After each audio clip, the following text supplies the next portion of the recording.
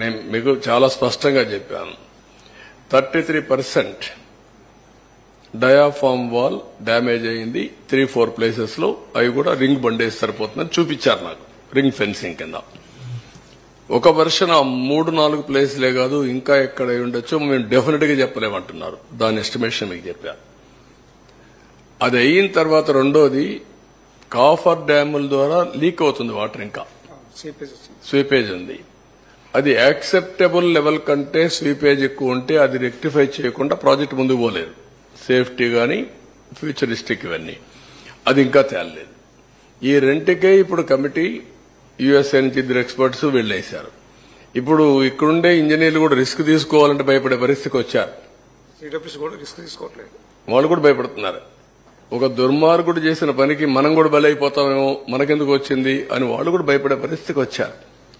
అంటే బాధ్యత తీసుకోవాల్సిన వ్యక్తులు బాధ్యత తీసుకుని, అందుకే ఒక మాట చెప్పాను, మీకు తెలిసి మీకు డ్యామేజ్ కనబడుస్తా ఉంది, తెలియకుండా బ్రాండ్ గాని డ్యామేజ్ గాని విపరీతంగా ఉండబోతుందని నేను ఎలక్షన్ ముందే చెప్పాను. ఎక్స్పర్ట్స్ అందరూ కూడా చెప్తే వాళ్ళందరూ తెలుగుదేశం వాళ్ళు, ఇంకా అపోజిషన్ వాళ్ళు. ఎవడైనా వీళ్ళు మీరు తప్పు చేస్తున్నారు అంటే వాడి మీద పడిపోవడం, విరుచుకు పడిపోవడం. పత్రికల వాళ్ళ మీద కూడా అలాగే మీడియా అందరినీ ఇదే పద్ధతి పెట్టారు. సరే, ఇప్పుడు సార్ అంటే బోత్ రెండు ఉన్నాయి. ముందు టెక్నికల్, తర్వాత ఫైనాన్షియల్. సార్ మీరు చెప్పినట్టు వాళ్ళు కట్టడానికి 3 సీజన్లు 4 సీజన్లు పడితే ఇక మరి ఈసీఆర్ఎఫ్ డ్యామ్ ఎప్పుడు కట్టగలుగుతారు? That is the biggest challenge. ఇప్పుడు నేనేమంటానంటే, ఎప్పుడైతే డయాఫామ్ వాల్ ప్యారలలా, ring fencing, okay, coffer dam లో స్వీపేజ్ ఏంటి, ఈ రెండు చేయాలంటే వాళ్లకు 1 year టెన్యూర్ ఇచ్చారు. ఎవరికి? యుఎస్ఏ నుంచి వచ్చిన 2 ఎక్స్పర్ట్స్, కెనడా నుంచి వచ్చిన 2 ఎక్స్పర్ట్స్ కి 1 year ఎవ్రీ మంత్ 10 days ఉండి అధ్యయనం చేసి రికమెండేషన్లు ఇవ్వని. వాళ్ళు ఎన్ని రోజుల్లో సొల్యూషన్ కనుక్కుంటారో మనకు తెలియదు. అది అయిన తర్వాత మళ్ళా మీరు చెప్పేది, ఇక్కడ మీరు గుర్తుపెట్టుకోవాల్సింది, డిసెంబర్ నుంచి మే వరకే పనులు, జూన్ నుంచి డిసెంబర్ వరకు, నవంబర్ వరకు నో వర్క్స్. ఫ్లడ్ ఉంటుంది, ఫ్లడ్ ఉన్నప్పుడు పనులు లేవు. కాఫర్ డామ్స్ పనిచేస్తుంటే మనకి స్పేస్ దొరికింది కదా సార్, కాఫర్ డామ్స్ కూడా పాడయ్యాయి. కాఫర్ డ్యామ్లు పోయినాయి, డయాఫామ్ వాల్ పోయింది.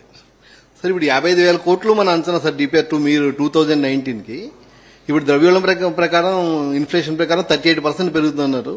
అంటే చాలా కాస్ట్ చాలా అప్పటికిప్పటికి 38 అని ఇచ్చారు మా వాళ్ళు. దాన్ని నేను ఇంకా ఇది ఊరికే రఫ్ గా ఈ రోజు చెప్తే ఇచ్చారు కానీ అది కరెక్ట్ ఫిగర్ కాదు. అందుకే నేను దాన్ని మాట్లాడడం లేదు.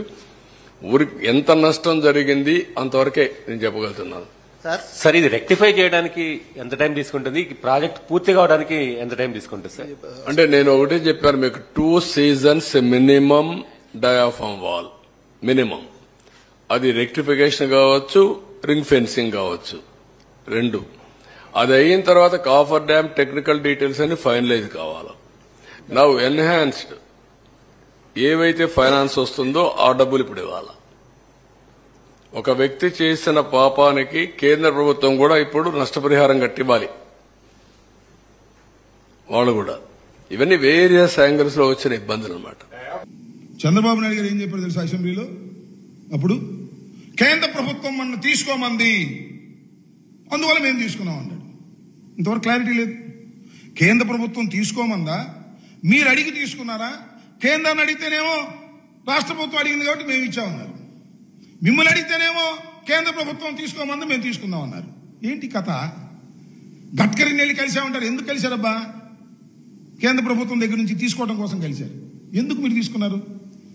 కేంద్ర ప్రభుత్వం చేయవలసినటువంటి ప్రాజెక్టును మీరు తీసుకోవడానికి గల కారణం ఏమిటి? మీరు చెప్పరు, నేను చెప్తా. జాతీయ ప్రాజెక్ట్ అయినటువంటి పోలవరం ప్రాజెక్టుని కేవలం నీ కరప్షన్ కోసం, నీ డబ్బుల కోసం నువ్వు తీసుకునేటటువంటి ప్రయత్నం చేశావు. టాల్ స్ట్రైక్ మొట్టమొదటి కాంట్రాక్టర్ కాంగ్రెస్ ప్రభుత్వంలో ఇచ్చారు, వాళ్ళ దగ్గర తీసుకున్నావు. అది చిత్రమైన విషయం అంటే నాకు ఎవ్వరికీ అర్థం కానిటువంటి అంశం, చాలా గొప్ప అంశం. అది ఏమిటంటే, మొదటిగా పనులు చేపట్టిన ట్రాన్స్ట్రా ఏజెన్సీ వారు కోరింది తడువుగా 2014-12 రేట్లతో వాళ్ళు అగ్రిమెంట్ అయితే, ఈయన 15-16 రేట్ల ప్రకారం 1,332 కోట్లు ఇచ్చేశాడు. అన్ని రాగానే. ఎప్పుడు ఈ రేట్లు? 15-16 రేట్ల ప్రకారం ఇచ్చేసి వాళ్ళకి ఎందుకు ఇచ్చావయ్యా? వాళ్ళే ఎగ్రీ అయిందేమో 11-12 రేట్ల ప్రకారం ఈపీసీకి అగ్రిమెంట్ అయితే నువ్వు ఎన్హాన్స్ చేసేసి 15-16 రేట్లకి ఇచ్చావంటే సింపుల్ కదా, అర్థం లేదా? ఎవరికైనా అర్థమైపోతుంది.